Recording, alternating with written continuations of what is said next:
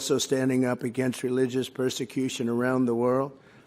With us today are the parents of Eden Alexander, the last living American held hostage by Hamas. Thank you. Thank you. And we don't know how he's doing, really, do we? We don't know. We think we know, and hopefully positive.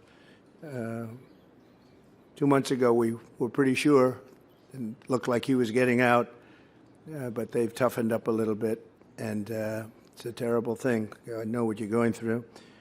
A New Jersey boy, Eden, moved to Israel in 2022 and was taken hostage on the vicious October 7th attack on Jewish people. And now I will tell you that's an attack that would have never happened because the money was given by Iran to Hamas. Iran had no money when I was president. They were out of money. They were bust. They had no money. They weren't giving it to Hamas. They weren't giving it to Hezbollah. They weren't giving it to anybody because they didn't have any money. They were just about bust. And in fact, I put sanctions on last night. Any oil that anybody takes from Iran is not allowed to do business in the United States of America,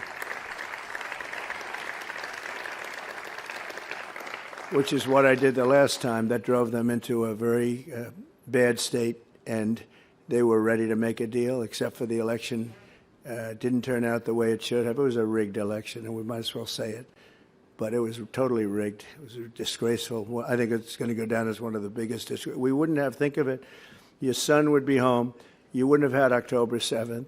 You wouldn't have had the Ukraine-Russian horror show that's going on that we're trying to stop, where 5,000 young Russians, mostly Russians, and Ukrainian soldiers are being killed every single week, 5,000 a week.